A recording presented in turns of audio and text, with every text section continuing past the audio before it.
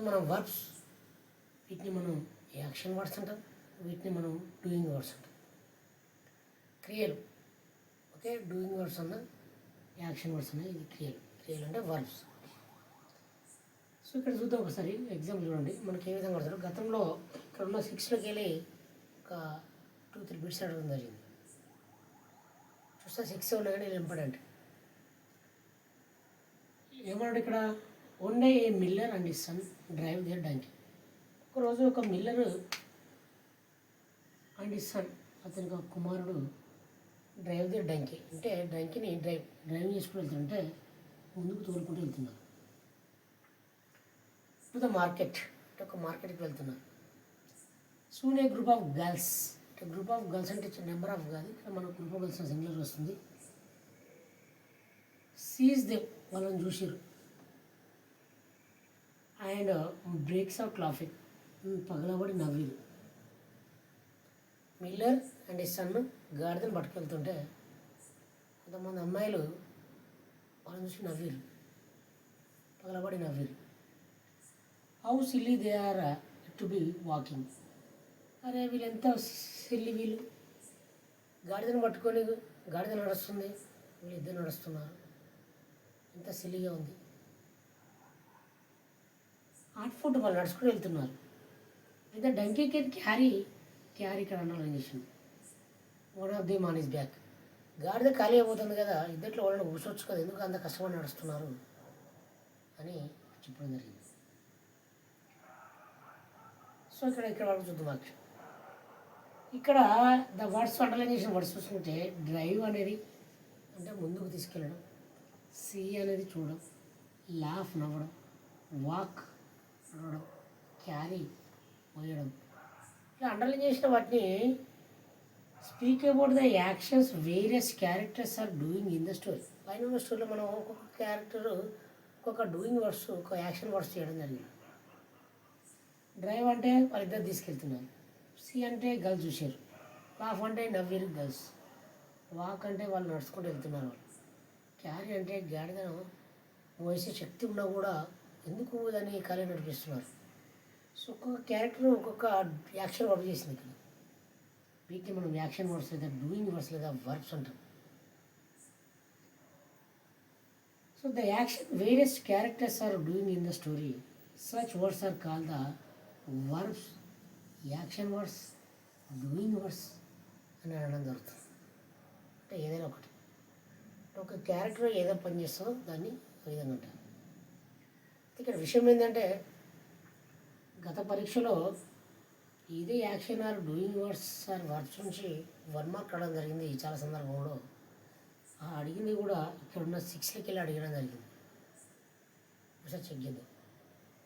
మీకు సింపుల్గా చూస్తున్నా, complete the following sentence using, ఈ కింద ఉన్న సెంటెన్స్ను వాక్ అనేదాన్ని, ఈట్ అనేదాన్ని, సాంగ్ అనేదాన్ని, క్లిక్ అనేదాన్ని, ఫ్రే అనేదాన్ని, రైట్స్ అనేదాన్ని ప్రజెంట్ సింపుల్ అండ్ ఫాస్ట్ సింపుల్లో యూజ్ చేసి రాయమని చెప్పడం జరిగింది.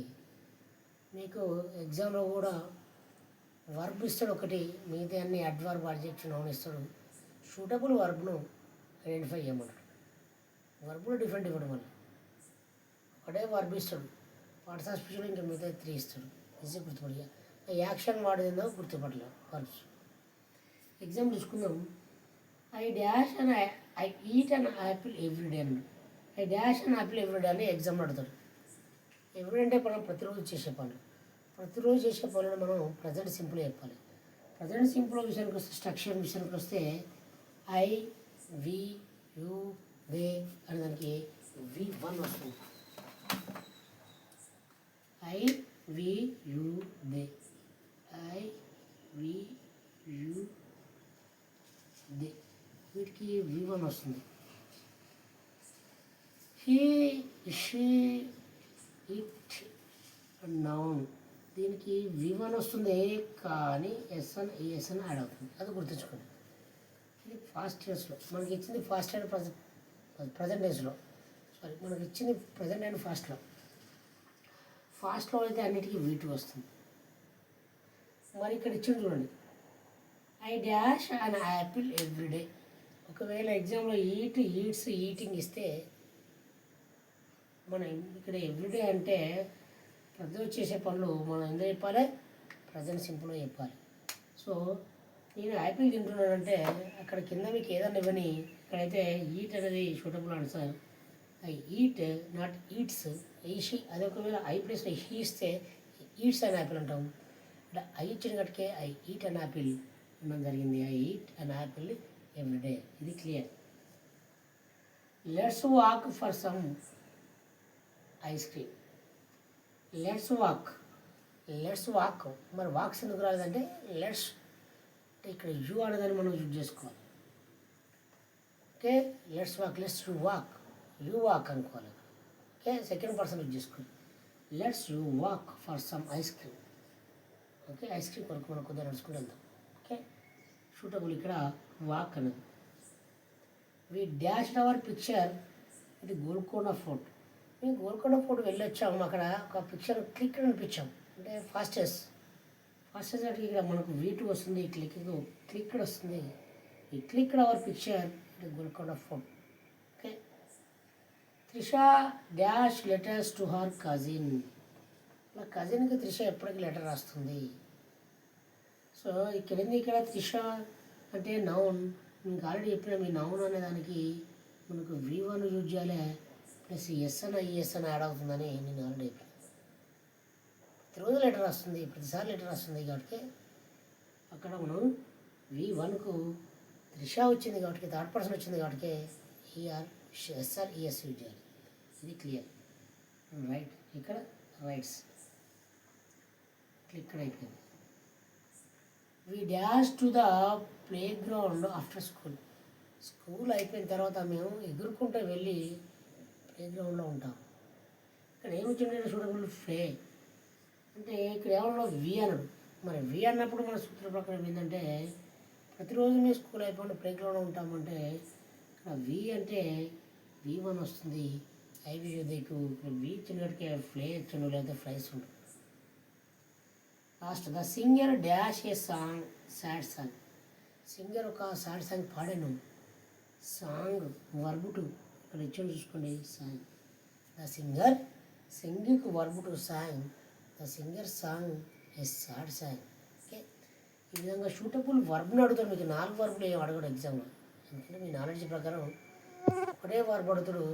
మిగతా అన్నీ ప్రిపోజిషన్ అడగవచ్చు, నౌన్ అడగవచ్చు, అడ్జెక్ట్ అడగవచ్చు, అడ్వర్బ్ అడగవచ్చు. ఓకే, సో ఐడెంటిఫై చేయడం ఈజీ. ఒకవేళ వర్బ్ అడితే షూటబుల్ వర్బ్ అడిగి సంబంధం లేని వర్బులు కూడా అడగవచ్చు. సో ఇది ఈరోజు మనం తెలుసుకుంది. Verbs, action verb and doing verbs ఏ విధంగా అడుగుతాడు. వర్బ్ అంటే పని, క్రియ. పొద్దున్న లేచిన కాంచి మొదలు సాయంత్రం నైట్ పడుకున్న వరకు కూడా చేసే పనులన్నీ క్రియలే. ఓకే, ఆ విధంగా. సో ఈ విధంగా మనం కంపల్సరీ గతంలో ఈ 6 నుంచి చాలా బిట్స్ అడగడం జరిగింది. కేర్ఫుల్గా ఈ 6 బిట్స్ కేర్ఫుల్గా ఉంటే ఎందుకు పక్కా దిగుతుంది మీకు.